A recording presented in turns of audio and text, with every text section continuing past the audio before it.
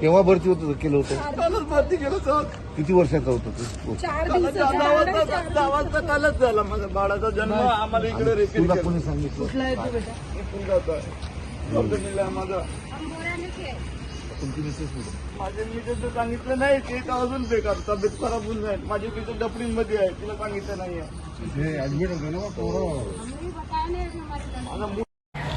आणि आताच्या घडीची मोठी बातमी अमरावती शहरातून. अमरावती शहरच नाही तर संपूर्ण महाराष्ट्राला हादरवणारी अत्यंत दुःखद अशी घटना. डफरीन हॉस्पिटल जे शासकीय रुग्णालय आहे महिलांचं, ज्या अतिदक्षता विभाग राहते चिमुकल्यांचं, त्या चिमुकल्यांच्या अतिदक्षता विभागात त्या वॉर्डमध्ये अचानकच भयंकर अशी आग लागली. आणि या भयानक अशा आगीमध्ये होरपळून 3 चिमुकल्यांचा दुर्दैवी मृत्यू झाला. श्वास घेण्यासाठी त्यांना त्रास झाला आणि या आगीच्या घटनेमध्ये त्या 3 चिमुकल्यांचा अंत झाला. तर इतर जे चिमुकले होते त्यांना तातडीनं डफरीन हॉस्पिटल येथे हलविण्यात आलं आहे. माजी पालकमंत्री यशोमतीताई ठाकूर, सुनील देशमुख आणि सर्व पोलीस यंत्रणा सध्या घटनास्थळी उपस्थित आहेत आणि योग्य ती कारवाई, योग्य ते काम करण्याचे आदेश निर्गमित करण्यात आले आहेत.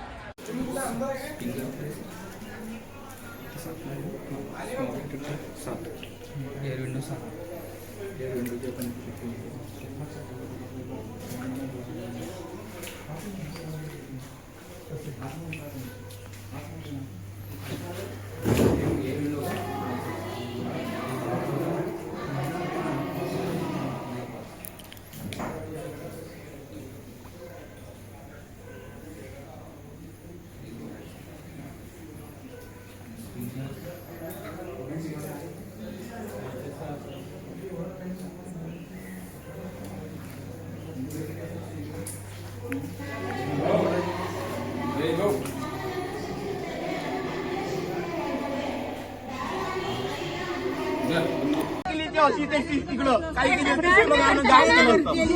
बाबू मला पाहिजे रे बा.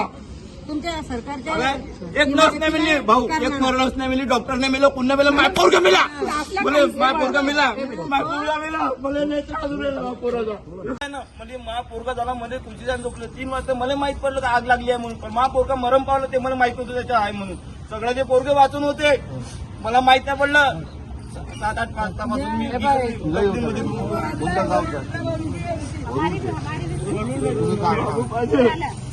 पहिला बाबा मा कांदा इथला अलाराम पण एवढी आग लागली हॉस्पिटलमध्ये, बाहेर आलाम नाहीये. काहीच सुविधा नाही. ते दवाखाना सील पाहिजे आम्हाला.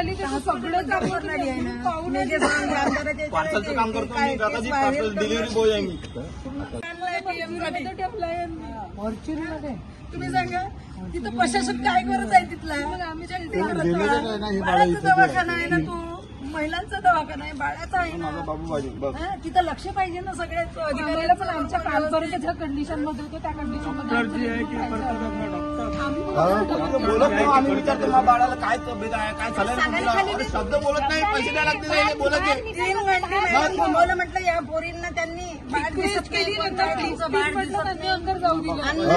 त्यांना किती रिक्वेस्ट करायला लागले तसं पाहू द्या म्हणून अंदर जायसाठी. 7 वाजेपर्यंत माहित नव्हतं. 7 वाजेपर्यंत माहित नव्हतं बाबू कुठे पाहिला ना मा बाबू कसा होता म्हणून. आणि मा बाबू पाहिजे बायकोला काय सांगेन मी. बाबू माझ्या मध्ये सांगितलं मी ना.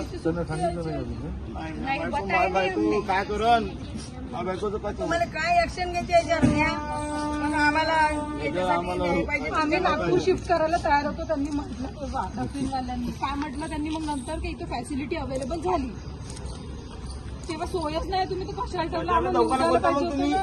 तुमच्याकडे इलाज नाही होता.